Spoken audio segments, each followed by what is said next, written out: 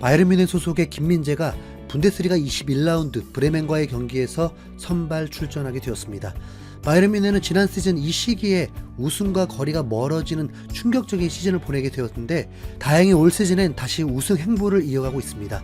20경기에서 16승 3무 1패로 승점 51점, 2위 레버쿠젠과 6점 차이로 1위를 달리고 있습니다. 챔피언스리그에서 당연한 목표였던 16강 직행을 실패하면서 다음 주에 셀틱과의 챔피언스리그 경기를 치러야 합니다.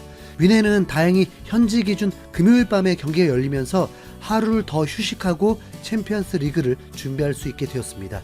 중요한 건 뮌헨이 브레멘과의 경기에서 꼭 승점 3점을 따내야 한다는 것입니다. 전반기 뮌헨은 브레멘을 상대로 원정 경기에서 5대0 대승을 거두었습니다. 그만큼 뮌헨이 브레멘에게 강하다는 거죠. 이제 후반기에 붙을 때는 뮌헨을 홈에서 경기를 치르게 됩니다. 그렇다면 이 경기는 우승을 위해선 승점 3점을 꼭 따내야 하는 경기죠. 김민재는 아직 부상에서 완쾌가 되지 않았지만 콤파니 감독이 민재 없으면 안 된다는 듯 단 한 경기 빼고 모든 경기에 출전을 하고 있습니다. 그리고 팀에도 완벽하게 적응하면서 전 세계 최고의 센터백 중에 한 명으로 뽑히고 있습니다. 당연히 올 시즌 분데스리가 베스트 11에도 강력한 후보입니다. 한국 선수가 최고의 명문 클럽에서 리그를 넘어 최고의 센터백으로 활약하고 있다는 건 정말 자랑스러울 수밖에 없는데요. 김민재는 이번 경기에서도 여지없이 선발 출전하게 되었습니다. 노이어 골키퍼, 샤샤보이, 우파메카노, 김민재, 게이루, 키미, 파블로비치, 무시알라, 올리세, 쿠망, 케인이 선발 출전했습니다. 알폰소 데이비스가 부상으로 이탈하고 라이머가 빠진 걸 제외하면 베스트 11이 출전한 것입니다. 브레멘은 현재 7위를 달리고 있는데 나름 선전하고 있는 순위입니다. 브레멘의 공격수 슈미트가 매우 빠르고 뮌헨을 위협하기 위해서는 뒷공간을 노려야 한다면서 뮌헨이 라인을 높게 올려서 플레이한다는 걸 역으로 공략하겠다는 뜻이었습니다. 김민재, 우파메카노를 노리겠다는 건데 브레멘은 직전 경기에서 이재성과 홍현석의 소속팀인 마인츠를 상대로 승리했었습니다. 전반전이 시작되고 사실 매우 지루한 경기였습니다. 브레멘이 작정하고 5백으로 나왔고 뮌헨은 패스 플레이는 매우 좋았지만 기회를 얻지 못했습니다. 어떻게 보면 케인이 헤딩으로 위협했던 장면 딱 한 번밖에 없었던 것 같습니다. 김민재는 완벽한 경기력으로 군더더기 없는 활약을 보여주고 있었는데 전반 19분에 고통스러워하는 표정을 보이면서 뭔가 불편해하고 있었습니다. 김민재가 만약 교체가 된다면 뮌헨으로서는 정말 비상이 되는 거죠. 스타니시치라는 선수가 오랫동안 부상으로 이탈했다가 최근에 돌아오긴 했는데 콤파니 감독 전술에 제대로 적응이 되지 않은 상태이고 나열한 선수가 있긴 한데 콤파니 감독이 정말 최악의 상황이 아니라면 절대로 출전시키지 않고 있기 때문에 아니 얼마나 마음에 들지 않으면 김민재가 무리하고 있고 부상까지 안고 있는데도 출전 기회가 적겠습니까?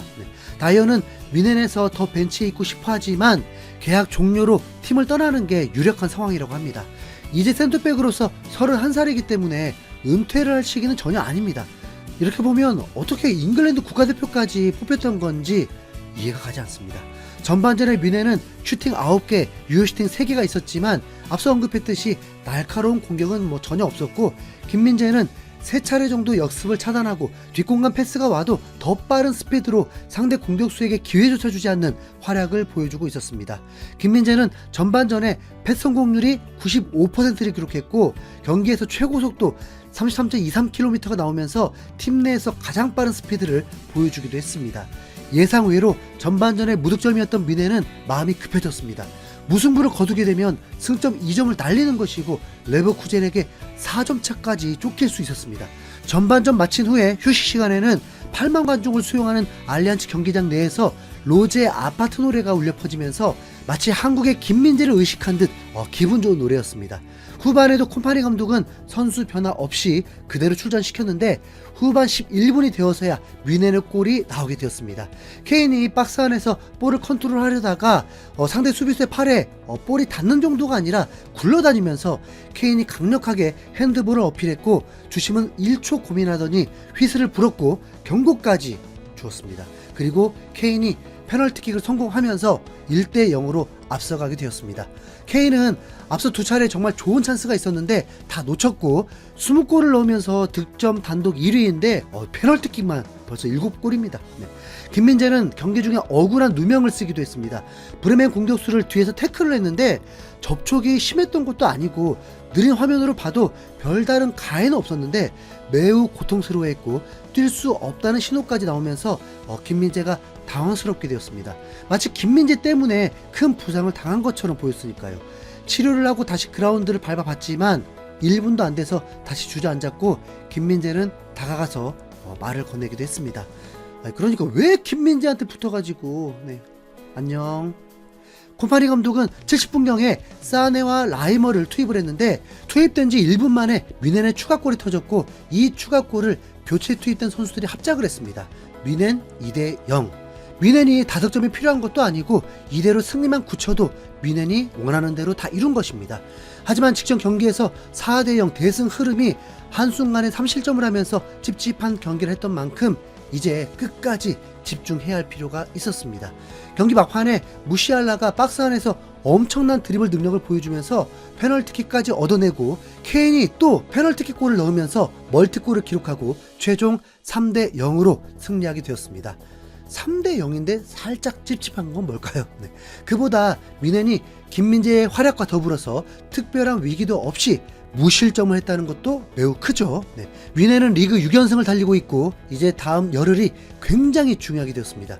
챔피언스 리그 2경기와 우승 라이벌 레버쿠젠과의 원정 경기를 남겨두고 있기 때문입니다.